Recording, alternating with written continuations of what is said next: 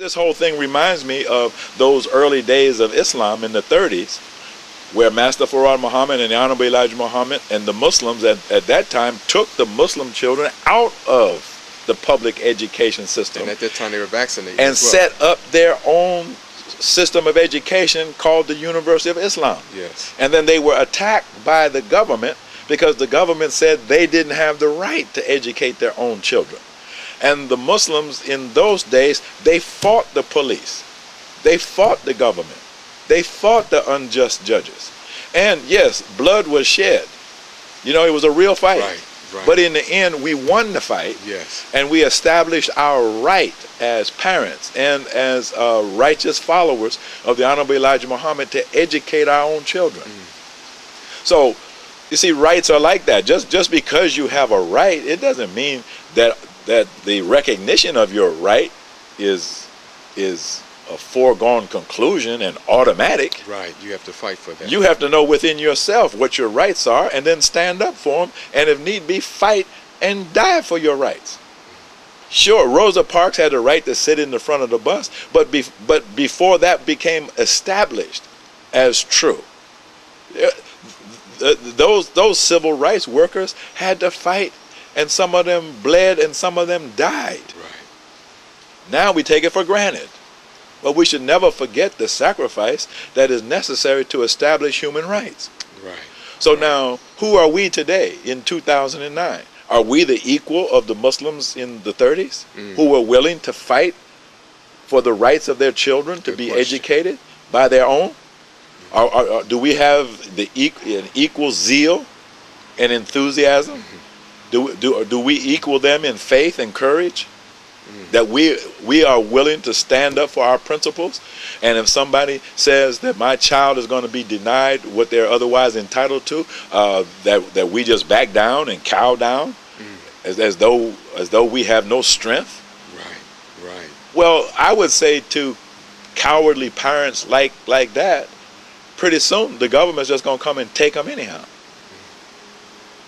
And you probably will go along with it. Right. Because in your heart, you're actually a coward. And you don't actually take the responsibility for the lives of your children, much less yourself. Right. Because when they tell you the same thing on your job, you roll up your arm or else. Right. What do you do? Right. You see? So we've got to face up to the gravity of the situation here. Yes. If we go along with what the government has planned for us, come on. Yes. You see, then we are sheep willingly going to our own slaughter. Yes, sir. Yes, sir. And this is what we, because the email, and I copied you on it, because I copy you on most everything I receive, that I offered doomsday, but no solutions. But as you said, the solution was that we establish our own schools. Yes. That we teach our own children, then you won't have to worry about or be concerned with the vaccination, but meanwhile, it's miseducation and dumbing down and just total destruction anyway. And on the vaccine piece, if you know that you have a constitutional right to informed consent, well then ask the school to produce an informed consent and bring whoever takes responsibility for the vaccination, bring them and sit them down and have them explain to you what the purpose of the vaccine is. It's not the school nurse didn't develop that. Right. The teacher didn't develop that. The principal didn't develop that. That's just a part of their job description, that they're being told that they have to do that. Right. But go find the person who is responsible. During those years when I practiced surgery, if I am the surgeon, if I'm the one that's got the knife that's going to operate, I'm the guy that got to show up beside the patient's bedside and explain what I intend to do. Right. You see, I couldn't give that to the intern. Right. I couldn't give that to the nurse to do. No, I have to go myself. And they have to look me in the eye, and I have to convince them that what I'm saying is right and in their best interest. And at that time, I had to grow a mustache one time because they said I looked too young to be cutting on people. Because so But the point I'm making is that I was the responsible person, so therefore I had to get the informed consent. So now, who is the responsible person that if something goes wrong with this vaccine being injected into my child, who am I to hold responsible? So that's the one that has to come and perform the process of obtaining, if I'm satisfied, my informed consent.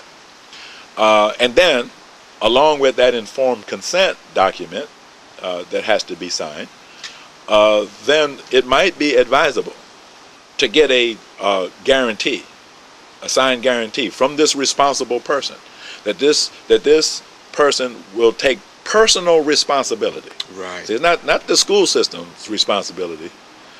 See, it's like, you know, if something goes wrong in surgery, you don't sue the hospital where the surgery took place. Right. You sue the doctor. Right.